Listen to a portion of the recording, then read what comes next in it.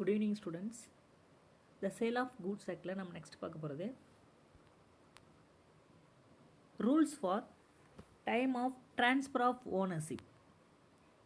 அதாவது அந்த உரிமை மாற்றம் செய்யும் பொழுது என்னென்ன ரூல்ஸ் இருக்குது அப்படிங்கிறத பற்றி தான் நம்ம இப்போ இதில் பார்க்க போகிறோம்.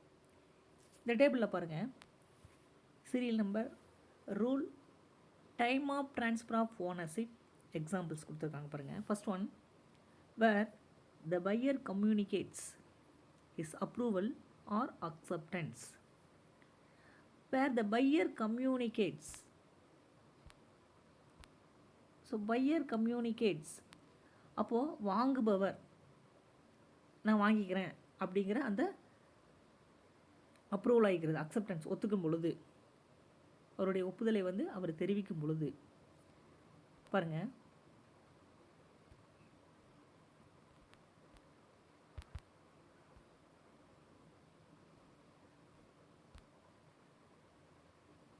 டைம் ஆஃப் ட்ரான்ஸ்ஃபர் ஆஃப் ஓனர்ஷிப்பில் பாருங்கள், ownership passes right from the time of communication of the approval. Ownership passes right from the time of communication of the approval. அப்போது எப்போ அந்த ஓனர்ஷிப் அந்த அவர் வந்து ஒத்துக்கிட்டாரோ அந்த ஒத்துக்கிட்ட அந்த நேரத்துலேருந்து ownership passes right from the time of communication of the approval. நான் வாங்கிக்கிறேன் அப்படின்ற அந்த ஒப்புதலை தெரிவித்ததுக்கு அப்புறம் பார்த்தீங்க அப்படின்னாக்கா அந்த அப்போவே அந்த ஓனர்ஷிப் உரிமை மாற்றம் வந்து ஆயிடுது. சரிங்களா? நெக்ஸ்ட்டு பாருங்கள், எக்ஸாம்பிள்ஸ் கொடுத்துருக்கான் பாருங்கள். A offer to sell his scooter to B. A அப்படிங்கிறவன் செல் ஹிஸ் ஸ்கூட்டர் வந்து பிக்கு வந்து விற்கிறாங்க. and delivers it to B for trial run for 2 days. 2 நாளைக்கு வந்து ஓட்டி பார்த்துட்டு suppose if you are satisfied நீங்கள் வாங்கிக்கங்க அப்படின்னு சொல்லி ஸ்கூட்டர் வந்து ஏ வந்து கொடுக்குறாரு பிக்கு. B communicates is acceptance after 2 days. So 2 நாளைக்கு அப்புறம் ஓட்டி பார்த்துட்டு 2 நாளுக்கு அப்புறம் அந்த நான் வாங்கிக்கிறேன் அப்படிங்கிற தகவலை சொன்னால் அப்படின்னா உரிமை மாற்றம் வந்து மாறிடும். In this case ownership passes right from the time of his communication of his approval. அப்போது இந்த மாதிரியான ஒரு சூழ்நிலை பி ஓட்டி பார்த்துட்டு சாட்டிஸ்ஃபைட் ஆகிடுச்சு அப்படின்னா நான் வாங்கிக்கிறேன் அப்படின்னு சொல்லி தகவல் சொல்லிட்டார் அப்படின்னாக்கா இப்போது அந்த ஏகிட்ட இருக்கக்கூடிய அந்த ஸ்கூட்டர் பிக்கு வந்து ஓனர்ஷிப்பாக மாறிடுது. சரிங்களா? அடுத்தது பாருங்கள், ரெண்டாவது பாருங்கள், where the buyer does some act adopting the transaction. Where the buyer does some act adopting the transaction. வாங்குறவர் அந்த சரக்கை வாங்கக்கூடியவர், where the buyer does some act adopting the transaction. வாங்குபவர் அதை ஏற்றுக்கும் பொழுது, அதை பயன்படுத்தியிருந்தால் அப்படிப்பட்ட சுச்சுவேஷனில் எப்படி இருக்குன்னு பாருங்கள். டைம் ஆஃப் ட்ரான்ஸ்ஃபர் ஆஃப் ஓனர்ஷிப்பில் எப்படி இருக்குன்னு பாருங்கள். When the act of adaptation is done. அப்போ ஏற்றுக்கிட்டோம் அப்படின்னா எக்ஸாம்பிள் பாருங்கள். A delivered some jewellery to B on sale or return basis. A என்ன பண்ணுறாரு? A deliver some jewellery. So A வந்து பிக்கு வந்து பார்த்தீங்க அப்படின்னாக்க அவருடைய நகைகளை வந்து சேலோ இல்லை ரிட்டர்ன் பேசிஸோ, அதாவது ஃபார் எக்ஸாம்பிள் சரி நீங்கள் போட்டு பாருங்கள், பிடிச்சிருந்தா வாங்கிக்காங்க அப்படின்ற மாதிரி கொடுக்குறாரு. ஏ வந்து பிக்கு ஜுவல்லரிஸ் வந்து கொடுக்குறாரு. B pledged the jewellery with C. ஆனால் பி என்ன பண்ணிட்டான்? அதை கொண்டு போய் பிளட்ஜடு அடகு வச்சுட்டான். யார்கிட்ட? சீக்கிட்ட கொண்டு போய் போட்டு பார்க்க சொல்லி தான் கொடுத்தது. ஆனால் பி என்ன பண்ணிட்டான்? சீட்டை கொண்டு போயிட்டு அடகு வச்சாச்சு. It was held that ownership of the jewellery had transferred to B as he had adopted the transaction by pledging the jewelry with C. இப்போ என்ன ஆச்சு? ஏக்கிட்ட எந்த ஒரு ஒப்புதலையும் எந்த ஒரு தகவலையும் சொல்லாமல் ஏக்கு தெரியாமல் பி கொண்டு போய் சி கிட்ட போய் அடை வச்சு பணத்தையும் வாங்கிட்டார். அப்போது இந்த சுச்சுவேஷனில் in this case A has no right against. அப்போ ஏ என்ன அகைன்ஸ்ட் சி, ஏ போய் சி கிட்ட போய் கேட்க முடியுமா? கேட்கறதுக்கான வாய்ப்பு இல்லை. அப்போது he can only recover the price of the jewellery from B. அப்போது சி கிட்ட போய் ஏ அது நகை என்னுடைய தான், நீங்கள் கொடுங்க அப்படின்னு சொல்லி கேட்கறதுக்கான ரைட்ஸ் வந்து இந்த இடத்துக்கு இல்லை. அப்போது சி கொடுக்கவும் மாட்டார். அப்போது என்ன பண்ணுவார்னா ஏ பிகிட்ட போய் நீங்கள் வாங்கின நகைக்கு உண்டான பணத்தை வந்து கொடுங்க அப்படின்னு சொல்லி கேட்குறதுக்கான ரைட்ஸ் இருக்குது. சரிங்களா? அடுத்தது பாருங்கள், where the buyer fails to return the goods. where the buyer fails to return the goods. அப்போது இந்த இடத்துக்கு பாருங்கள், வாங்குறவங்க ஒரு குறிப்பிட்ட காலம் ஒரு கெடு கொடுத்துருப்பாங்க, அதாவது ஒரு டைம் கொடுத்துருப்பாங்க. அந்த டைம் வரைக்கும், அந்த டைமுக்கு அப்புறமும் அந்த பொருளை வந்து திருப்பி தராமல் வச்சுக்கிட்டு இருக்கக்கூடிய அந்த சூழ்நிலையில் அந்த ட்ரான்ஸ்ஃபர் ஆஃப் ஓனர்ஷிப் ரூல்ஸ் எப்படி இருக்குது அப்படின்னு சொல்லி நம்ம பார்க்கலாம். சரிங்களா? அதான் சொல்கிறேன், where the buyer fails to return the goods. வாங்குறவன் அந்த பொருளை திருப்பி தராமல் வச்சுட்டு இருக்கக்கூடிய சூழ்நிலையில் எப்படி இருக்குன்னு பார்க்கலாமாங்க. First one, after the time fixed for return. fixed for return. அப்போது டைம் ஃபிக்ஸ் பண்ணியிருக்காங்க. அப்போது டைம் ஃபிக்ஸ் பண்ணியிருக்கக்கூடிய அந்த சூழ்நிலையில் இதில் பாருங்கள், on the expiry of the fixed term. Expiry ஆயிடுச்சு, டைம் வந்து ஃபிக்ஸ் பண்ணியிருந்தாங்க இல்லையா, அந்த டைம் வந்து எக்ஸ்பைரி ஆகிடுச்சு.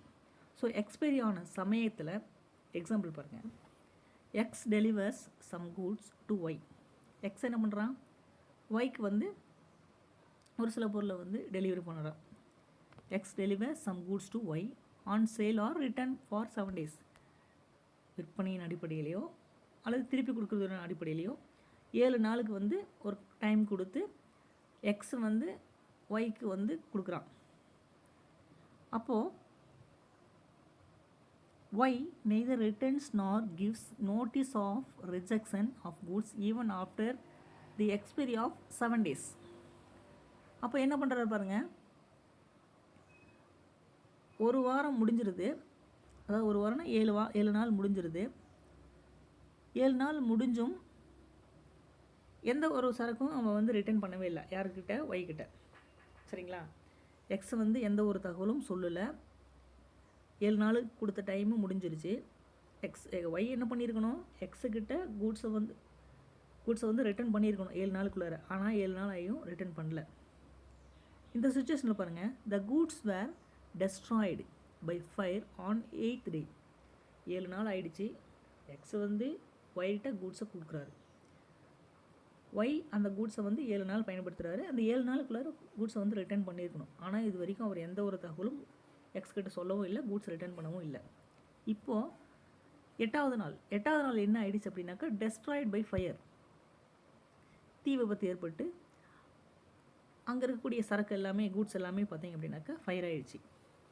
இன் திஸ் கேஸ், இந்த சுச்சுவேஷனில் Y has to bear the loss as the ownership has passed on 8th day after the lapse of stipulated period, that is 7 days. இப்போது ஒய் தான் என்ன பண்ணணும் அப்படின்னாக்கா, அந்த லாஸ் ஆன பொருளுக்கு உண்டான கிளைமை வந்து எக்ஸுக்கு ஏற்படுத்தி கொடுக்கணும். சரிங்களா? ஏன் அப்படின்னா, அவர் கொடுத்த காலக்கெடு முடிஞ்சிருச்சு, அந்த டைம் முடிஞ்சிருச்சு. அப்போ ஃபிக்ஸட் டைம் வந்து முடிஞ்சிருச்சு. அப்போ அந்த ஃபிக்ஸட் டைம் முடிஞ்சதுனால, முடிஞ்சும் இவர் வந்து வச்சுட்டு இருந்து ஃபயர்னால் டெஸ்ட்ராய்ட் ஆனதுனால ஒய் மட்டும்தான் அதுக்கு முழு பொறுப்பு ஏற்றுக்கணும். அந்த முழு பொறுப்பை ஏற்றுக்கிட்டு ஒய்க்கு எக்ஸுக்கு உண்டான பணத்தை வந்து கொடுத்துருணும். சரிங்களா? நெக்ஸ்ட்டு பாருங்கள், 2வது டே பாருங்கள், where no time has been fixed for return. இதுக்கு முன்னாடி கூட டைம் வந்து ஃபிக்ஸ் பண்ணியிருந்தாங்க, இதில் எந்த ஒரு டைமும் ஃபிக்ஸ் பண்ணலப்பா. பாருங்கள், on the expiry of the reasonable time. ஆனாலும் டைம் ஃபிக்ஸ் பண்ணலனாலும் இருந்தாலும் ஒரு நியாயமான ஒரு காலம் அப்படிங்கிறது ஒன்று இருக்குது இல்லைங்களா? பாருங்கள், எக்ஸாம்பிள் பார்க்கும்போது உங்களுக்கு புரியும். S Limited agree to sell a tractor to municipality on the condition that if the latter was not satisfied with the tractor, it could rejected it. S அப்படிங்கிற ஒரு கம்பெனி, ஒரு டிராக்டர் கம்பெனி, அந்த முனிசிபாலிட்டிக்கு, அந்த நகராட்சிக்கு ஒரு டிராக்டரை வந்து விற்குது. அப்போது விற்கும் பொழுது ஒரு ஒப்பந்தம் ஏற்படுத்திக்கிறாங்க. என்ன அப்படின்னா, அந்த முனிசிபாலிட்டி அந்த வாங்கின டிராக்டரு பிடிச்சிருந்தது, சாட்டிஸ்ஃபைடு ஆயிருந்தாங்க அப்படின்னாக்கா நாங்கள் வாங்கிக்கிறோம், இல்லை அப்படின்னாக்கா ரிட்டர்ன் பண்ணிடுறோம் அப்படின்னு சொல்லி ஒரு அக்ரிமெண்ட்டை போடுது. ஒரு எஸ் வந்து முனிசிபாலிட்டிக்கு வந்து டிராக்டர் கொடுக்குது. இப்போ இந்த டிராக்டர் கொடுத்த டிராக்டர் பார்த்தீங்க அப்படின்னாக்கா, the municipality used the tractor for a month and half and then want to reject. பார்த்தீங்கன்னா முனிசிபாலிட்டி அந்த வாங்கின டிராக்டரை 1.5 மாதம் வாங்கி பயன்படுத்தியிருக்காங்க, யூஸ் பண்ணிகிட்டு இருந்திருக்கிறாங்க. In this case, the property in the tractor is deemed to have passed the municipality as reasonable time elapsed. இதில் பாருங்கள், வாங்கி யூஸ் பண்ணிவிட்டு என்ன பண்ணியிருக்காங்க பாருங்கள், 1.5 மாதம் யூஸ் பண்ணிட்டு அதுக்கப்புறம் எனக்கு டிராக்டர் வேணாம், பிடிக்கலை அப்படின்னு சொல்லி ரிட்டர்ன் பண்ணுறாங்க. இப்போது இந்த இடத்துக்கு என்னதான் டைம் வந்து ஃபிக்ஸ் பண்ணல அப்படின்னாலும், ஒரு டிராக்டர் வந்து டெலிவரி பண்ணுறோம் அப்படின்னா ஒரு 2 டேஸ் வந்து ஓட்டி பார்த்துட்டு பிடிச்சிருக்கு பிடிக்கல அப்படிங்கிற ஒரு விஷயத்தை வந்து சொல்லியிருக்கணும். அப்போது இந்த 2 டேஸில் சொல்லாமல் அவங்க எந்த ஒரு விஷயத்தையும் சொல்லாமல் வச்சு 1.5 மாதம் யூஸ் பண்ணிட்டு அதுக்கப்புறம் ரிட்டர்ன் பண்ணினால், ஸோ அந்த எஸ் கம்பெனி கட்டாயம் ஏற்றுக்காது. சரிங்களா? அப்போது அந்த நியாயமான காலம் அப்படிங்கிறது எதை சொல்கிறாங்க அப்படின்னாக்கா, அந்த 2 நாள் ஒரு பொருளை வாங்கினோம் அப்படின்னா ஒரு 2 நாள் ஓட்டி பார்க்கலாம். ஸோ அந்த 2 நாளில் பார்த்துட்டு சாட்டிஸ்ஃபைடாக அன்சாட்டிஸ்ஃபைடான்ற சொல்லிவிட்டு ரிட்டர்ன் பண்ணிக்கணும். 1.5 மாதம் யூஸ் பண்ணிவிட்டு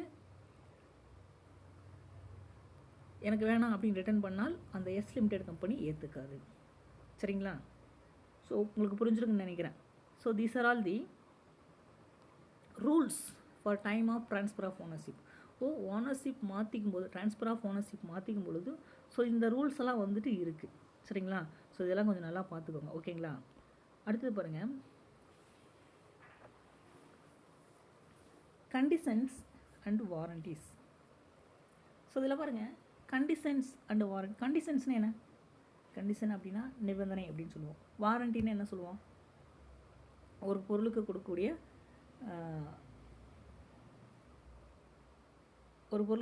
அந்த வாரண்டி. வாரண்டி அப்படின்னா ஒரு பொருள் வாங்குகிறோம், அந்த பொருளை வாங்கி அதனால் ஏதாவது டேமேஜ் ஆகிடுச்சு அப்படின்னாக்கா அந்த பொருளை மாற்றி கொடுப்பாங்க, அதுதான் நம்ம வாரண்டின்னு சொல்லுவோம். சரிங்களா? ஸோ இதில் அந்த கண்டிஷன்ஸ் அண்ட் வாரண்டி அப்படின்னா என்னென்னு பார்க்கலாம். அதில் ஃபஸ்ட் ஒன்று பாருங்கள், a stipulation in the contract of sale with reference to goods may be condition or a warranty. So இந்த கான்ட்ராக்ட் ஆஃப் சேலில் பொறுத்த வரைக்கும், இந்த ஒப்பந்தத்தில் பொறுத்த வரைக்கும், இதில் கண்டிஷன் அண்டு வாரண்டி அப்படிங்கிறது ரொம்ப ரொம்ப முக்கியமான ஒன்று. சரிங்களா? இந்த ரெண்டுமே இருக்கணும். ஒரு கான்ட்ராக்ட் ஆஃப் சேல் நடக்குது அப்படின்னாக்கா இந்த ரெண்டுமே ரொம்ப முக்கியமான ஒன்று. ஸோ அதில் ஃபஸ்ட்டு நம்ம பார்க்க போகிறது கண்டிஷன். ஸோ கண்டிஷன் அப்படின்னா என்ன? ஸோ கண்டிஷன் அப்படின்னா நிபந்தனை.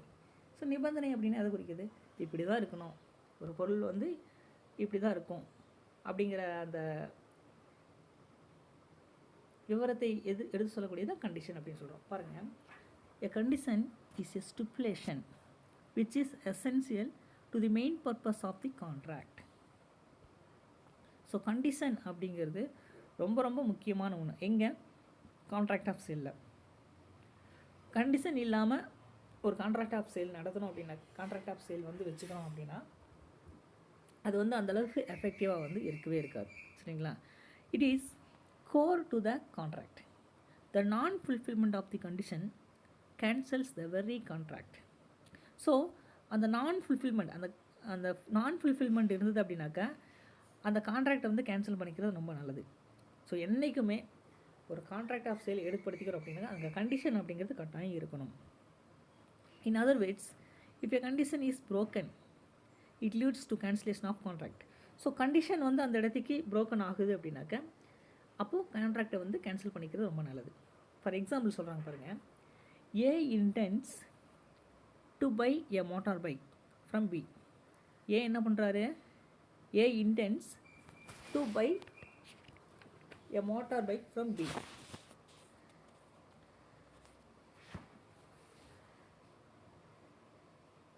A insists that the bike should give him a mileage of 50 km per liter.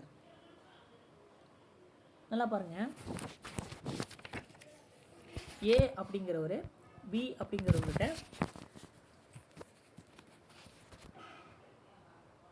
எனக்கு ஒரு லிட்டருக்கு வந்து ஒரு 50 கிலோமீட்டர் மைலேஜ் வர மாதிரி ஒரு வண்டி வந்து வாங்கி கொடுங்க அப்படின்னு சொல்லி கேட்குறாரு. A insists that the bike should give him a mileage of 50 km per liter. 50 kilometre mileage வர மாதிரி ஒரு வண்டி வாங்கி கொடுங்க அப்படின்னு சொல்லி பீகிட்ட கேட்குறாரு. He prefers to have red color bike.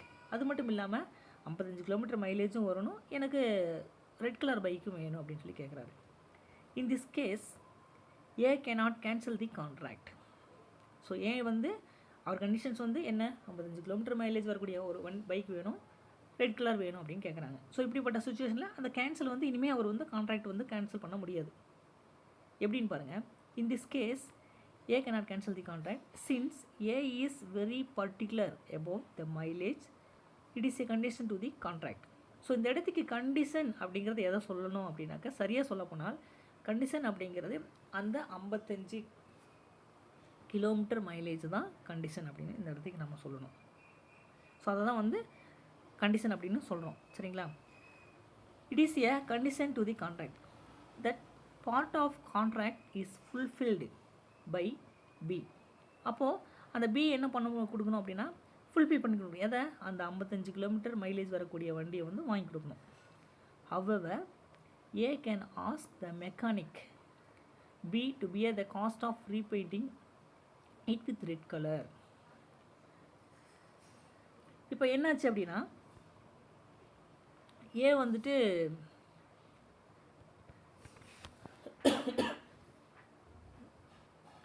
Red colour bike தான் கேட்டார்.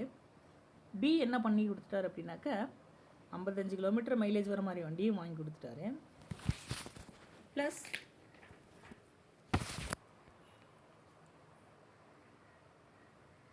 ரெட் கலர் பைக் பதிலாக க்ரீன் கலர் பைக்கு வாங்கி கொடுத்துட்டார். ஆனால் ஏ என்ன கேட்டார், எனக்கு 55 கிலோமீட்டர் மைலேஜ் வரக்கூடிய பைக்கு வேணும், ரெட் கலரில் தான் வேணும் அப்படின்னு சொல்லி கேட்குறாரு. ஆனால் பி வந்து 55 கிலோமீட்டர் மைலேஜ் வர வண்டியை வாங்கி கொடுத்துட்டாரு, ஆனால் க்ரீன் கலர் வண்டியை வாங்கி கொடுத்துட்டாரு. இப்போ என்ன பண்ணணும் அப்படின்னாக்க, அந்த க்ரீன் கலராக இருக்கக்கூடிய அந்த வண்டியை ரெட் கலராக அந்த மெக்கானிக் என்ன பண்ணணும் அப்படின்னாக்கா ரெட் கலராக வந்து ரீபெயிண்டிங் பண்ணி கொடுத்துட்டாங்க அப்படின்னாக்கா இந்த இடத்துக்கு அந்த கண்டிஷன் அப்படிங்கிறது ஓவர். ஸோ இதை தான் நம்ம கண்டிஷன் அப்படின்னு சொல்கிறோம். உங்களுக்கு புரிஞ்சுருக்குங்க சரிங்களா? ஸோ கண்டிஷன் அப்படிங்கிறது எதை சொல்கிறாங்க அப்படின்னாக்கா, ஒரு பொருளை வந்து வாங்கும் பொழுது நம்ம என்ன நிபந்தனையை ஏற்படுத்துகிறோமோ, அந்த கண்டிஷனை சொல்கிறோமோ, அந்த கண்டிஷனுக்கு உட்பட்டு அந்த பொருளை வந்து அவங்க வந்து சப்ளை பண்ணணும். சரிங்களா? ஸோ இதை பார்த்தீங்கன்னாவே உங்களுக்கு புரிஞ்சிருக்கும். அடுத்தது பாருங்கள், வாரண்ட்டி. ஸோ வாரண்ட்டி அப்படிங்கிறது எதை சொல்கிறோம் அப்படின்னா, ஒரு பொருளை வாங்கியிருப்போம், அந்த வாங்கின பொருள் ஏதாவது டேமேஜ் ஆகிடுச்சு அப்படின்னாக்கா அந்த டேமேஜ் ஆன பொருளுக்கு வந்து அவங்க வந்து என்ன பண்ணணும் அப்படின்னாக்கா அதை வந்து அந்த கிளைம் பண்ணி கொடுக்கணும். ஸோ அதை தான் நம்ம வாரண்ட்டி அப்படின்னு சொல்லி சொல்கிறோம்.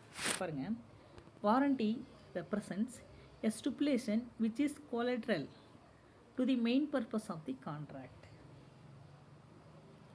ஸோ இந்த ஒப்பந்தத்தை பொறுத்த வரைக்கும், இந்த கான்ட்ராக்டை பொறுத்த வரைக்கும் இந்த வாரண்ட்டி அப்படிங்கிறதும் collateral to the main purpose of the contract ரொம்ப முக்கியமான ஒன்று. சரிங்களா? It is of secondary importance to the contract. So இது பார்த்திங்க அப்படின்னாக்கா செகண்டரி இம்பார்ட்டன்ஸ் தான் இந்த கான்ட்ராக்டில் பொறுத்த வரைக்கும். இது செகண்டரி இம்பார்ட்டன்ஸ் தான் இந்த வாரண்ட்டி அப்படிங்கிறது. The violation of warranty entitles the affected party to claim damages or compensation from the other party. So இந்த சுச்சுவேஷனில்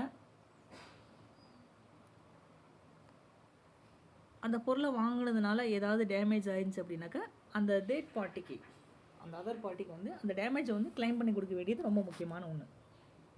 ஸோ அதை தான் வாரண்டி அப்படின்னு சொல்கிறோம். But he cannot cancel the contract all together. அந்த பொருளை வாங்கி பயன்படுத்திகிட்டு இருக்கிறோம், அதனால் ஏதாவது டேமேஜ் ஆகிடுச்சு அப்படின்னாக்கா அந்த டேமேஜை வந்து சரி பண்ணி கொடுப்பாங்க. ஆனால் கான்ட்ராக்டை வந்து என்ன பண்ண முடியாது, கேன்சல் பண்ண முடியாது. அதை தான் cannot cancel the contract all together. இதில் பாருங்கள், இந்த above example preference of red colour நம்ம இதுக்கு முன்னாடி பார்த்தீங்களா கண்டிஷனில். ஸோ அதை எக்ஸாம்பிள் வச்சுக்கோங்க. இந்த above example preference of red colour represents a warranty. So இந்த இடத்துக்கு அந்த கலர் தான் வந்து வாரண்டின்னு சொல்லுவோம். ஸோ கண்டிஷன் எதை சொல்லுவோம், அந்த மைலேஜ் தான். மைலேஜ் வந்து கண்டிஷன் சொல்லுவோம். வாரண்டி அப்படிங்கிறது எதை சொல்லுவோம் அப்படின்னா அந்த colour. Mechanic B breaks the warranty in the above contract by occurring a green colour bike. So அவர் என்ன கேட்டார், க்ரீன் கலர் பைக். அவர் வந்து ரெட் கலர் பைக் தான் கேட்டார், ஆனால் கிடைச்சது க்ரீன் கலர் பைக்கு. அப்போது இந்த இடத்துக்கு hence A is entitled merely to demand just change of color by instructing B to repaint it with red color and making him bear the cost of repainting. அப்போது B என்ன பண்ணுவார் அப்படின்னாக்கா அந்த green colour இருக்கக்கூடிய பைக்கை red கலராக வந்து மாற்றி ரீபெயிண்டிங் பண்ணி கொடுக்கணும். ஸோ அதை தான் இந்த இடத்துக்கு என்ன சொல்கிறோம் அப்படின்னாக்கா வாரண்டி அப்படின்னு சொல்கிறோம். இப்போவே உங்களுக்கு புரிஞ்சுருக்காங்க, கண்டிஷனுக்கும் வாரண்டி அப்படிங்கிறதுக்கும் என்னன்றது டிஃப்ரென்ஸ் உங்களுக்கு புரிஞ்சிருக்கும். சரிங்களா? In short, the stipulation or condition is contract specific. In other words, it can be determined with reference to the terms and conditions of the contract. So, எந்த ஒரு கான்ட்ராக்ட் ஏற்படுத்திட்டாலும் அந்த கண்டிஷன்ஸ், டேர்ம்ஸ் அண்ட் கண்டிஷன்ஸ் அப்படிங்கிறது ரொம்ப ரொம்ப முக்கியமான ஒன்று. Let us further examine the difference between conditions and warranties. So கண்டிஷன்ஸ்க்கும் வாரண்டிக்கும் என்னென்ன டிஃப்ரென்ஸ் இருக்குது அப்படின்னு சொல்லி நம்ம பார்க்கலாம். பாருங்கள், இந்த டேபிளேஷன் பாருங்கள். Difference, basis of difference, condition and warranty. பாருங்கள், மீனிங் பாருங்கள். கண்டிஷனில் பொறுத்த வரைக்கும் மீனிங் என்ன அப்படின்னாக்கா, it is a stipulation which is essential to the main purpose of the contract of sale. அப்போ it is a stipulation. So stipulation which is essential. essential என்ன? essential என்றது அத்தியாவசியமான ஒன்று. அப்போது கண்டிஷன் பொறுத்த வரைக்கும், இந்த கான்ட்ராக்டை பொறுத்த வரைக்கும் இந்த கண்டிஷன் அப்படிங்கிறது ஒரு கருப்பொருளாக இருக்குது அப்படின்றாங்க. It is a stipulation which is essential to the main purpose of the contract of sale. ரெண்டாவது பாருங்கள், வாரண்டியை பொறுத்த வரைக்கும் it is a stipulation which is collateral. பாருங்கள், கண்டிஷனுக்கும் வாரண்டிக்கும் ஒரே மாதிரியான மீனிங் தான், சின்ன ஒரு டிஃப்ரென்ஸ் தான். கண்டிஷனில் பொறுத்த வரைக்கும் எசென்சியல் அப்படிங்கிறது இருக்குது, வாரண்டியை பொறுத்த வரைக்கும் கொலேட்ரல். ஸோ கொலேட்ரல் அப்படிங்கிறது இந்த இடத்துக்கு என்னென்னா இணை அப்படின்னு சொல்லலாம், இல்லைனா துணை அப்படின்னு சொல்லலாம். அப்போது it is a stipulation which is a collateral to the main purpose of contract. அப்போது இந்த வாரண்டியை பொறுத்த வரைக்கும் அந்த கான்ட்ராக்டுக்கு ஒரு துணையாக இருக்குது தான் வந்து வாரண்டி அப்படின்னு சொல்லி சொல்கிறாங்க. சரிங்களா? ஸோ கண்டிஷன் அப்படிங்கிறது என்ன? கண்டிஷன் அப்படிங்கிறது இந்த கான்ட்ராக்ட், இந்த ஒப்பந்தத்தை பொறுத்த வரைக்கும் அது ஒரு கருப்பொருளாக இருக்கக்கூடியதான் வந்து கண்டிஷன் அப்படின்னு சொல்கிறோம். வாரண்டியை பொறுத்த வரைக்கும் இந்த வாரண்டி அப்படிங்கிறது அந்த கான்ட்ராக்டுக்கு துணையாக இருக்கக்கூடியதான் வாரண்டி அப்படின்னு சொல்லி சொல்கிறோம். சரிங்களா? இதுதான் மீனிங். ரெண்டாவது பாயிண்ட் பாருங்கள், சிக்னிஃபிகன்ஸ், அதாவது முக்கியத்துவம். கண்டிஷனில் பொறுத்த வரைக்கும் என்ன முக்கியத்துவம் அப்படின்னா, condition is so essential to the contract that the breaking of which cancels out the contract. Condition is essential to the contract. Condition அப்படிங்கிறது ரொம்ப ரொம்ப முக்கியமான ஒன்று. That the breaking of which cancels out the contract. இந்த ஒப்பந்தத்தில் நாம் ஏற்படுத்திக்கிறது அந்த கான்ட்ராக்டில் அந்த கண்டிஷனை வந்து மீறுறது. சரிங்களா? கண்டிஷனை வந்து மீறுறது அந்த அக்ரிமெண்ட்டையே, அந்த கான்ட்ராக்டையே மீறுறதாக வந்து எடுத்துக்கப்படுது. சரிங்களா? வாரண்டியில் பாருங்கள், It is of subsidiary or inferior character. The violation of warranty will not revoke the contract. இங்கே பாருங்கள், அந்த வாரண்டியை வந்து மீறது கான்ட்ராக்டை மீறினதாக ஏற்றுக்கொள்ளப்பட மாட்டாது. இங்கே வாரண்டியில் நல்ல கவனிங்க. சிக்னிஃபிகன்ஸ் அப்படிங்கிறது பாருங்கள், கண்டிஷனில் பொறுத்த வரைக்கும் இந்த கான்ட்ராக்டில் அந்த கண்டிஷனை வந்து மீறது அந்த கான்ட்ராக்டரையே மீறினதாக வந்து ஏற்றுக்கப்படுது. இங்கே கண்டிஷனில் வாரண்டியில் அந்த வாரண்டியை வந்து மீறுறது கான்ட்ராக்டை வந்து மீறினதாக வந்து ஏற்றுக்கொள்ளப்பட மாட்டாது. ஓகேங்களா? மூணாவது பாருங்கள், ட்ரான்ஸ்ஃபர் ஆஃப் ஓனர்ஷிப். அந்த உரிமை மாற்றம் எப்படி செயல்படுது அப்படின்னா, கண்டிஷனில் பொறுத்த வரைக்கும் ownership on goods cannot be transferred without fulfilling the conditions. பாருங்கள், அப்போது ownership on goods cannot be transferred என்ன, எதனால்? Without fulfilling the conditions. அந்த நிபந்தனையை வந்து நிறைவேற்றாமல் உரிமை மாற்றம் வந்து இங்கே செய்ய முடியாது. சரிங்களா? இங்கே பாருங்கள், வாரண்டியில் ownership on goods can be transferred on the buyer without fulfilling the warranty. இங்கே இந்த வாரண்டியை வந்து நிறைவேற்றாமல் உரிமை மாற்றம் வந்து இங்கே செய்யலாம். சரிங்களா? வாரண்டிக்கும் உரிமை மாற்றத்துக்கும் எந்த ஒரு சம்மந்தமும் இல்லை இங்கே வாரண்டியில். ஆனால் கண்டிஷனில் பொறுத்த வரைக்கும் அந்த நிபந்தனையை வந்து நிறைவேற்றாமல் உரிமை மாற்றம் வந்து கட்டாயம் செய்ய முடியாது. சரிங்களா? ஃபோர்த் ஒன்று பாருங்கள், ரெமெடி. ஸோ ரெமெடின்னா என்ன சொல்லுவோம்? ரெமெடினா பரிகாரம்னு சொல்லலாம் அல்லது தீர்வு அப்படின்னு சொல்லலாம். பாருங்கள், கண்டிஷனில் பொறுத்த வரைக்கும் in case of breach of contract the affected party can cancel the contract and claim damages.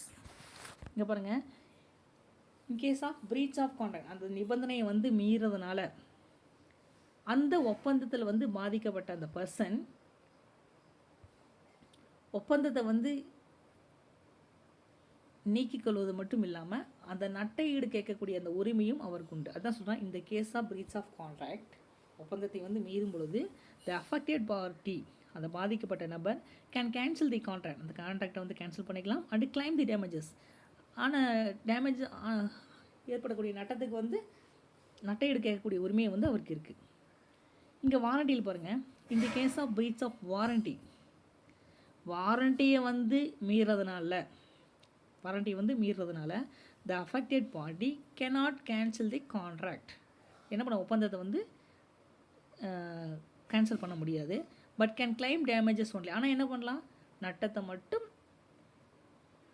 என்ன கேட்கலாம், நட்டை ஈடு கேட்கக்கூடிய உரிமை மட்டும் அவருக்கு வந்து இருக்குது. சரிங்களா? அடுத்து ஃபிஃப்த் ஒன் பாருங்கள், ட்ரீட்மெண்ட். ஸோ ட்ரீட்மெண்ட் அப்படிங்கிறத பாருங்கள், கண்டிஷனில் பொறுத்த வரைக்கும் breach of condition may be treated as breach of warranty. So இங்கே பாருங்கள், அந்த நிபந்தனையை வந்து மீறதுனால அந்த உத்தரவாதத்தை வந்து மீறுவதாக இங்கே வந்து கருத்தில் எடுத்துக்கொள்ளலாம். இங்கே பிரீச் ஆஃப் வாரண்டி, வாரண்டியை வந்து நம்புரியை வந்து மீறதுனால cannot be treated as breach of condition. அந்த உத்தரவாதத்தினுடைய வரம்பு மீறனால நிபந்தனை மீறுதலாக வந்து நம்ம வந்து கருத்தில் எடுத்துக்கொள்ளப்பட மாட்டாது. சரிங்களா? ஸோ பாருங்கள், கண்டிஷனுக்கும் வாரண்டிக்கும் என்ன டிஃப்ரென்ஸ் அப்படிங்கிறத நீங்கள் சிம்பிளாக புரிஞ்சுட்டிங்கன்னா போதும். So meaning and significance, transfer of ownership, remedy and treatment, இது எல்லாமே பார்த்திங்க அப்படின்னாக்கா ஒரு கண்டிஷனுக்கும் வாரண்டிக்கும் என்ன வித்தியாசம் அப்படிங்கிறத மட்டும் தெளிவாக கொடுத்துருக்காங்க. சரிங்களா? ஸோ உங்களுக்கு கண்டிஷன்னா உங்களுக்கு என்னென்னு தெரியும், வாரண்டினா என்னென்னு தெரியும். ஸோ இந்த ரெண்டுக்கும் என்ன டிஃப்ரென்ஸ் அப்படிங்கிறது அந்த 5 பாயிண்ட்டும் வந்து வேரியேஷன் பண்ணி நமக்கு காமிக்குது. சரிங்களா? இதை கொஞ்சம் நல்லா தெளிவாக பார்த்துக்கோங்க. அடுத்து implied conditions and warranties. So conditions and warranties அப்படின்னா என்னென்னு நம்ம பார்க்கலாம். In every contract of sale, எந்த ஒரு ஒப்பந்தத்தை வச்சுட்டாலும், விற்பனை ஒப்பந்தம் வச்சுக்கிட்டாலும், there are certain expressed and implied conditions and warranties. So conditions and warranties அப்படிங்கிறது இருக்குது. எந்த ஒரு வியாபார ஒப்பந்தம் வச்சுட்டாலும் அந்த கண்டிஷன்ஸ் அண்ட் வாரண்டி அப்படிங்கிறது கட்டாயம் இருக்குது. The term implied conditions means conditions which can be inferred from or guessed from the context of the contract.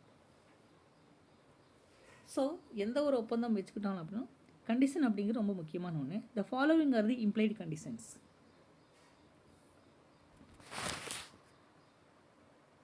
ஆனால் ஒரு சில சட்டப்படி ஒரு சில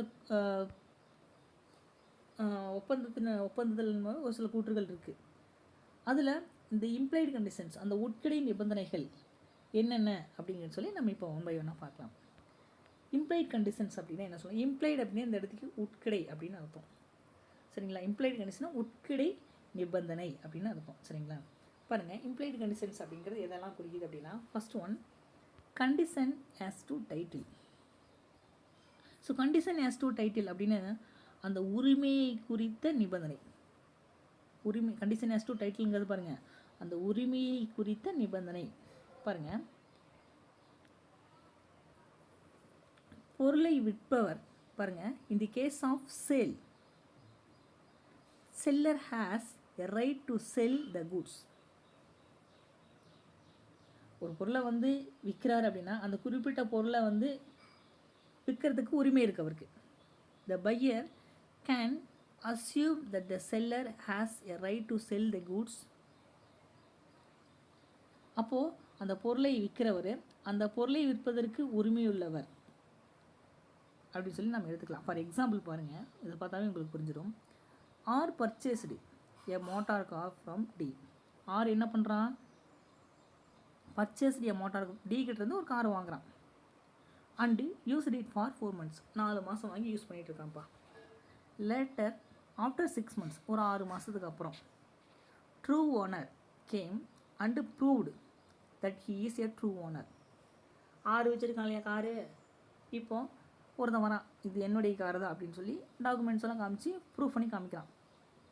இன் திஸ் கேஸ், இந்த சூழ்நிலையில் R has to return the car to the true owner. R என்ன பண்ணி ஆகணும்? அவன் தான் கரெக்டாக டாக்குமெண்ட்லாம் காமிக்கிறானே, இது என்னுடைய கார் தான் அப்படின்னு சொல்லி சொல்கிறான். ஆர் வந்து காரை ரிட்டர்ன் பண்ணிடுறான். இப்போது ஆர் என்ன பண்ணலான்னா, claim the full price paid by him from T. T கிட்ட அமௌண்ட் கொடுத்துருப்பான் இல்லையா, கார் வாங்கினதுக்கு அமௌண்ட்டு, அந்த டி கிட்ட போய் இந்த காரு உன்னுடைய கார் இல்லை, அந்த காருக்கு உன்ன உரிமையான வந்து காரை வாங்கிட்டு போயிட்டான், நான் கொடுத்த ப்ரைஸை வந்து நீ எனக்கு கொடு அப்படின்னு சொல்லி டி கிட்ட வந்து அவர் கிளைம் பண்ணி வாங்கிக்கலாம். சரிங்களா? ஸோ இதுதான் கண்டிஷன்ஸ் ஆஸ் டு டைட்டில் அப்படின்னு சொல்லி சொல்கிறோம். ஓகேங்களா? ரெண்டாவது பாருங்கள், conditions as to description. So description அப்படின்னா என்ன சொல்லணும்? அந்த விவரம், அந்த விவரம் குறித்த அந்த கண்டிஷன் பாருங்கள் என்னென்னு பாருங்கள், அது பார்த்தாவே உங்களுக்கு புரியும். In a contract of sale by description there is an implied condition that goods supplied should agree with the descriptions made by the seller. ஒரு எந்த பொருளை ஒரு சேல் பண்ணுற மாதிரி இருந்தாலும் அந்த விவரிப்பு, அந்த டிஸ்கிரிப்ஷன், அதன் மூலமாக விற்பனை செய்யப்பட்ட அந்த கூட்ஸு என்ன சொன்னமோ அந்த சொன்னது சொன்ன மாதிரி இருக்கணும். சரிங்களா? பாருங்கள், ஒரு பொருளை விற்கிறோம் அப்படின்னா அந்த பொருளை நம்ம விற்கும்போது இதில் இதெல்லாம் இருக்குது, இப்படி தான் இதுதான் அப்படின்ற சொல்லி நம்ம சேல் பண்ணுவோம் இல்லைங்களா? ஸோ அந்த சொன்னது சொன்ன மாதிரி இருக்கக்கூடியது தான் நம்ம என்ன சொல்கிறோம் அப்படின்னா டெஸ்கிரிப்ஷன் அப்படின்னு சொல்லி சொல்கிறோம். எக்ஸாம்பிள் பாருங்கள், A has bought a machinery from B. A என்ன பண்ணுறான்? பி கிட்டேருந்து ஒரு மிஷினரி வாங்குகிறான். Who described it to be just 1 year old. B என்ன பண்ணணும்? பி என்ன சொல்கிறான்னா, இது 1 வருஷம் பழமையான ஒரு மிஷின் தான் அப்படின்னு சொல்லி விற்கிறான். ஏவும் வாங்கியாச்சு. After buying the machinery and using it for a month. 1 மாதம் யூஸ் பண்ணதுக்கப்புறம் தெரியுது, A came to know that is very old machinery. Use பண்ண தான் தெரியுது அந்த மெஷினரி ரொம்ப ரொம்ப பழமையான மிஷினரி அப்படிங்கிறது அவருக்கு ஏக்கு தெரிய வருது. இன் திஸ் கேஸ், இந்த சூழ்நிலையில் A can return the machinery to B. A என்ன பண்ணிக்கலாம்? பிக்கு வந்து ரிட்டர்ன் பண்ணிக்கலாம். ஏன்? On the ground that machinery is not as per the description, that is not recent one. ஏன்னா 1 வருஷம் தான் பழமையானு சொன்னான். ஆனால் இது பார்த்திங்க அப்படின்னாக்கா ரொம்ப ரொம்ப ஓல்டான ஒரு மிஷின், ஒரு 5 வருஷத்துக்கு ரொம்ப பழமையான ஒரு மிஷின் மாதிரி அவர் வந்து தெரிஞ்சுக்கிறாரு. ஏ அதை ஆப்ரேட் பண்ண தெரிஞ்சுக்கிறாரு. ஸோ இப்போ இந்த சூழ்நிலை என்ன பண்ணிக்கலாம் அப்படின்னா, ஏ வந்து பிக்கு வந்து அந்த மிஷினை வந்து ரிட்டர்ன் பண்ணிக்கிறாரு. அப்போ இந்த இடத்துக்கு என்ன புரியுது? இந்த டெஸ்கிரிப்ஷன், அதாவது சொன்னதையே பி என்ன சொன்னால் 1 வருஷம் தான் பழமையானன்னு சொன்னான் அந்த மிஷினரி. ஆனால் இது ஒரு 5 வருஷத்துக்கும் ரொம்ப பழமையான மிஷின் மாதிரியே தெரியுது. ஸோ அதனால் பிக்கு வந்து ஏ வந்து ரிட்டர்ன் பண்ணிடுறான். சரிங்களா? ஸோ அப்போது அந்த கண்டிஷன், அந்த விவரிச்சது, அந்த டெஸ்கிரிப்ஷன் என்ன சொன்னாங்கன்னா சொன்ன மாதிரி இருக்கணும் அப்படிங்கிறது இந்த இடத்துக்கு அந்த கான்செப்ட். சரிங்களா? புரிஞ்சதுங்களா? Condition just to description. அடுத்தது 3வது பாருங்கள், சேல் பை.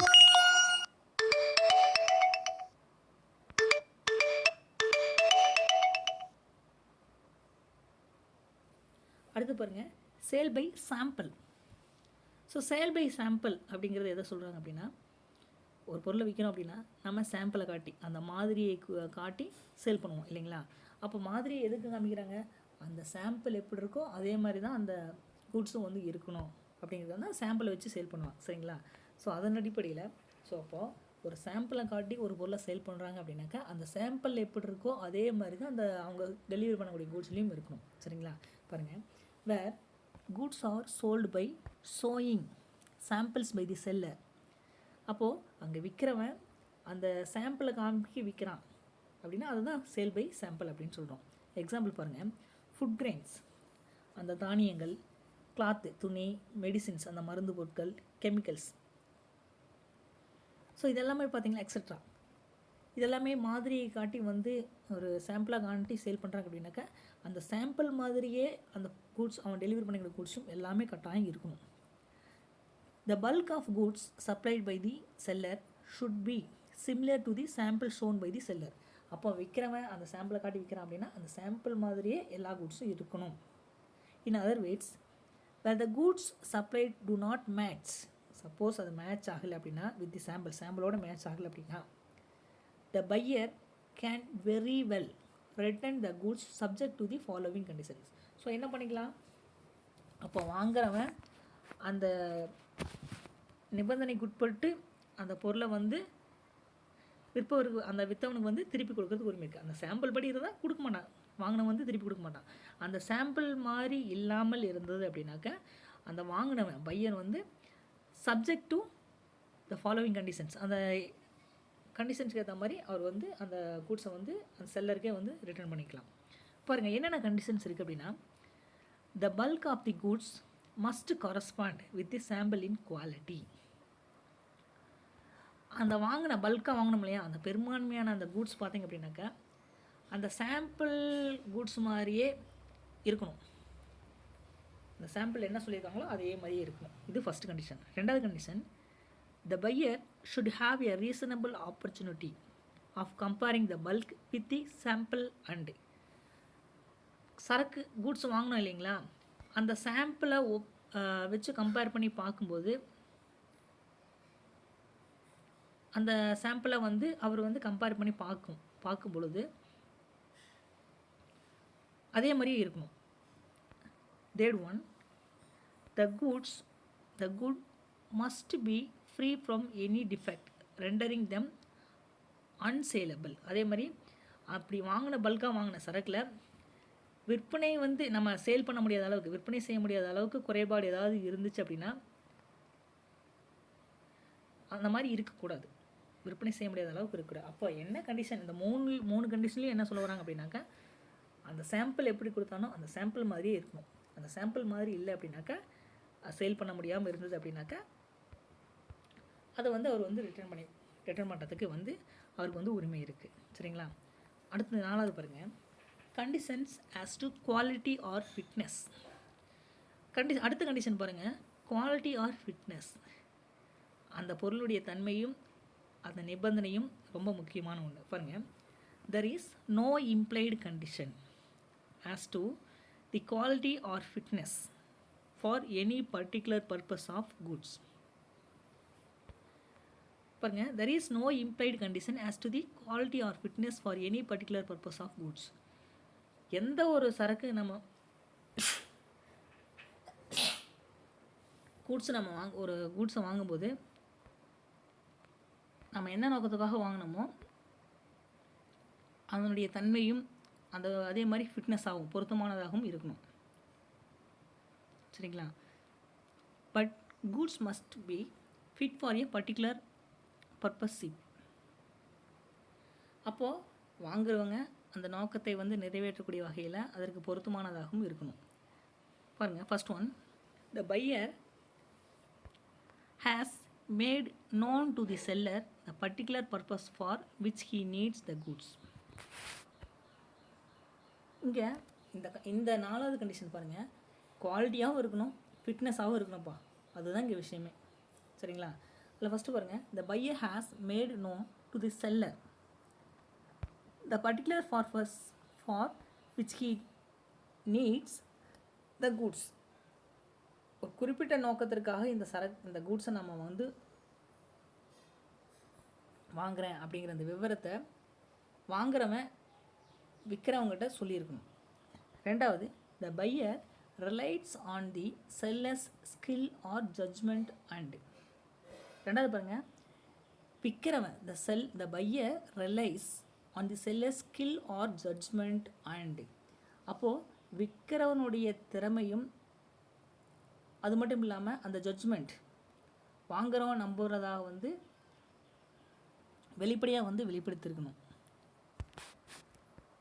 அடுத்தது, the goods are of description which is in course of the seller's business to supply. அடுத்தது, அந்த விற்பவனுடைய பாருங்கள், the goods are of description which is in course of the seller's business to supply. For example பாருங்கள், A bought set of false teeth from a dentist. பாருங்கள், A வந்து பல்லு வாங்குகிறான் யாருக்கிட்ட இருந்து, ஒரு டென்டிஸ்ட் இருந்து. என்ன மாதிரியான பல்லு அவருக்கு ஃபால்ஸ் அப்படின்னு இந்த இடத்துக்கு என்ன சொல்கிறது அப்படின்னா ஃபிட் ஆகலை அப்படிங்கிறத இந்த இடத்துக்கு அர்த்தம். சரிங்களா? The set did not fit in to the A's mouth. ஏனுடைய மவுத்துக்கு வந்து அந்த வாங்கின பல்லு வந்து செட் ஆகலை. Held that he could reject the set as the purpose for which it was bought was known to the dentist.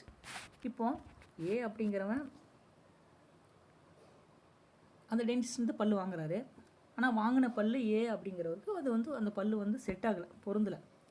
இந்த நிலையில் ஏன் என்ன பண்ணலாம், அந்த பல்லை வந்து அந்த டென்டிஸ்ட்டுக்கு வந்து திருப்பி கொடுக்கறதுக்கான ரைட்ஸ் வந்து அவருக்கு இருக்குது. சரிங்களா? அப்போ என்ன சொல்கிறாங்க இந்த இதுலேயே உங்களுக்கு புரிஞ்சிருக்கும். அப்போ இந்த கண்டிஷன் பொறுத்த வரைக்கும் குவாலிட்டி அப்படிங்கிறதும் ஃபிட்னஸ் அப்படிங்கிறதும் ரொம்ப ரொம்ப முக்கியமான ஒன்று. ரெண்டுமே கிட்டத்தட்ட ஒன்று தான். சரிங்களா? ஸோ அதுக்காக தான் இந்த எக்ஸாம்பிள் கொடுத்துருக்காங்க. 5th ஒன் பாருங்கள், கண்டிஷன்ஸ் ஆஸ் டு மெர்ச்சன்டபிலிட்டி. ஸோ மெர்ச்சன்டபிலிட்டி அப்படின்னு எதை சொல்கிறான், மெர்ச்சன்டபிலிட்டின்னு வியாபாரம் பண்ணுறதுக்கு தகுதியுடையதாக இருக்கணும், அதான் சொல்கிறான். பாருங்கள், if goods are bought by description and the seller is a dealer in goods of that description, that implied condition is that goods must be of merchantable quality. So அந்த விவரத்தினுடைய அடிப்படையில் டெஸ்கிரிப்ஷன் அது மாதிரி வாங்கப்பட்ட அந்த கூட்ஸை அந்த விற்கிறவன் வழக்கமாக விற்பனை செய்யக்கூடிய வரக்கூடிய நிலையில் விற்கிறதுக்கு உகந்ததாக அந்த சரக்கு வந்து இருக்கணும். அதான் சொல்லலாம், if the goods are bought by description and the seller is a dealer in goods of the description, that implied condition is that goods must be of merchantable quality. ஒரு பொருளை வாங்குறோம் அப்படின்னாக்க அந்த பொருளை வந்து விற்கிறதுக்கு தகுந்த பொருளாக இருக்கணும். It only means that the goods must be saleable in the market under the denomination. அந்த சரக்கு வந்து நம்ம மார்க்கெட்டில் வந்து விற்கிறதுக்கு தகுதியுடைய பொருளாக இருக்கணும். பாருங்கள், a watch that will not keep time. பாருங்கள், நேரம் காட்டாத ஒரு கடிகாரம். A pen that will not write, சரியாக எழுதாத ஒரு பேனா. அடுத்தது, tobacco which will not smoke, புகை வராத ஒரு புகையிலை. அப்போது cannot be regarded as merchantable under such names. So இந்த மாதிரியான கூட்ஸை வாங்கி நம்ம சேல் பண்ண முடியுமா, அதாவது மெர்ச்சன்டபிள் பண்ண முடியுமா, பண்ண முடியாது. சரிங்களா? ஸோ இதை தான் கண்டிஷன்ஸ் ஆஸ் டு மெர்ச்சன்டபிலிட்டி. அப்போது நாம் வாங்கக்கூடிய சரக்கு விற்கிறதுக்கு தகுதியுடைய சரக்காக இருக்கணும். அதுதான் கண்டிஷன்ஸ் ஆஸ் டு மெர்ச்சன்டபிலிட்டி. புரியுதுங்களா? நெக்ஸ்ட் பாருங்கள், 6th one, conditions as to wholesomeness. Wholesomeness அப்படின்னா இந்த இடத்துக்கு என்ன சொன்னால் உடல் ஆரோக்கிய தொடர்பான அது கண்டிஷன், அதுதான் ஹோல்சம்னஸ். பாருங்கள், in the case of eatables the goods must be wholesome besides being merchantable. நம்ம உண்ணக்கூடிய உணவுப் பொருட்கள் பார்த்திங்கன்னா பொறுத்த வரைக்கும் அது விற்கிறதுக்கு தகுந்ததாக உகந்ததாகவும், அது மட்டும் இல்லாமல் அந்த வாங்குறனுடைய உடல் நலத்திற்கு எந்தவித ஒரு கேடும் விளைவிக்காத வகையில் அந்த கூட்ஸ் வந்து இருக்கணும். ஃபார் எக்ஸாம்பிள் கொடுத்துருக்கேன் பாருங்கள். F bought milk from A. F வந்து பால் வாங்குறான்ப்பா. யார்கிட்டேருந்து? ஏ கிட்டேருந்து. ஏ வந்து ஒரு dairy owner. The milk was contaminated with germs of typhoid fever. அப்போது ஏ வித் அந்த பாலில் அதில் என்ன இருக்குது அப்படின்னாக்க ஒரு டைஃபாய்டு ஃபீவர், அந்த டைஃபாய்டு கிருமி வந்து அந்த பாலில் வந்து இருந்திருக்கு. இதில் பாருங்கள், F's wife on taking the milk become infected. எஃப்னுடைய ஒய்ஃப் வந்து அந்த பாலை வாங்கி குடித்ததுனால பாதிக்கப்பட்டு இறந்துட்டாங்க. அண்ட் டைட் ஆஃப் இட், இறந்துட்டாங்க. A was held liable in damages. அப்போ ஏ என்ன பண்ணணும்? அந்த அவர்னால தான் அந்த பால் வந்து டைஃபாய்டு கிருமி இருந்திருக்கு. அப்போ ஏ தான் அந்த அவருடைய எஃப்னுடைய மனைவி இறந்ததுக்காக அந்த டேமேஜஸ் அவருக்கு வந்து நட்டையீடு வந்து ஏ தான் வந்து கொடுத்தாங்க. சரிங்களா? ஸோ இதை தான் கண்டிஷன் ஆஸ் டு ஹோல்சம்னஸ் அப்படின்னு சொல்லி சொல்கிறோம். 7th ஒன் பாருங்கள். Condition implied by trade usage. அந்த ட்ரேட் பண்ணுறோம் இல்லைங்களா, அந்த ட்ரேட் பண்ணும்போது ஒரு சில அந்த வழக்கங்கள் இருக்குது. அதை உணர்த்தக்கூடிய வகையில் கண்டிஷன் இருக்கணும். எப்படின்னு பாருங்கள். An implied condition as to quality or fitness for a particular purpose can also be fixed by the usage of trade. அப்போது அந்த பொருளை வாங்குகிற ஒரு பொருளுடைய தரமும் அதனுடைய தன்மையும் அது தொடர்பாக இருக்கக்கூடிய அந்த கண்டிஷன்ஸ் இது எல்லாமே பார்த்திங்க அப்படின்னா அந்த ட்ரேட் பண்ணும் பொழுது ரொம்ப முக்கியமான ஒன்று. ஃபார் எக்ஸாம்பிள் பாருங்கள். X sold certain drugs by action to Y. X என்ன பண்ணுறாங்க? Y அப்படிங்கிறவுக்கு என்ன பண்ணுறான்? ட்ரக்ஸு, ஒரு சில மருந்து பொருளை வந்து ஏலத்துக்கு விடுறாரு. இந்த ஆக்ஷன் சேல் அப்படின்னு என்ன சொல்லுவாங்கன்னா ஏலம் விடுறது. சரிங்களா? இந்த action sale there is a trade custom to declare any defect in the goods. அப்போது அந்த ஏல விற்பனைப்படி அந்த வழக்கப்படி ஏலம் விடும்பொழுது அந்த பொருளின் மீது அந்த குறைபாடு பற்றி என்ன பண்ணுவோம் அப்படின்னா சொல்லியிருக்கணும். சரிங்களா? யார்? எக்ஸ் வந்து ஒய்கிட்ட வந்து சொல்லியிருக்கணும். ஒரு பொருள், நான் இந்த மாதிரி மருந்து பொருளை வந்து ஏலம் விடுறேன், இந்த மருந்து பொருளில் இதெல்லாம் குறைகள் இருக்குது அப்படிங்கிற விஷயத்தை பற்றி சொல்லியிருக்கணும். ஆனால் but X sold the goods without such declaration. எந்த ஒரு விவரமும் சொல்லாமல் ஒய்க்கு வந்து சேல் பண்ணிடுறாரு. Later such goods were found to be defective. அதுக்கப்புறம் தான் தெரியுது இந்த மருந்து பொருட்களில் ஒரு சில குறைபாடுகள் இருக்குது, தெரிய வருது. In this case Y can claim refund of the price on the ground of breach of custom. So இது என்ன பண்ணலாம்? ஒய் வாங்கி அந்த மருந்து வாங்கி, அதாவது கெட்டுப்போன மருந்து வச்சு என்ன பண்ண முடியும்? ஒன்றும் பண்ண முடியாது. ஸோ அந்த கெட்டுப்போன மருந்தை வந்து அவர் வந்து திருப்பி கொடுக்கறதுக்கு உரிமை இருக்குது. இந்த நிலையில் ஒய் கொடுத்த அந்த பணத்தையும் எக்ஸ் வந்து என்ன பண்ணணும் அப்படின்னாக்கா திருப்பி கொடுத்துடணும். திருப்பி கொடுக்கறதுக்கு அவருக்கு வந்து கட்டாயம் கொடுத்து தான் ஆகணும். சரிங்களா? அப்போ ஒய் கொடுத்த பணத்தை திரும்ப பெறக்கூடிய உரிமை வந்து ஒய்க்கு இருக்குது. சரிங்களா? ஸோ இதை தான் என்ன சொல்கிறோம் அப்படின்னாக்கா condition implied by the trade usage அப்படின்னு சொல்லி சொல்கிறாங்க. சரிங்களா? ஸோ இப்போ நம்ம பார்த்தது எல்லாமே இம்ப்ளைடு கண்டிஷன்ஸ். மொத்தம் 7 பாயிண்ட்ஸ் இருக்குது. சரிங்களா? ஸோ இது எல்லாம் கொஞ்சம் நல்லா தரவாக பார்த்துக்கோங்க. ஓகேங்களா?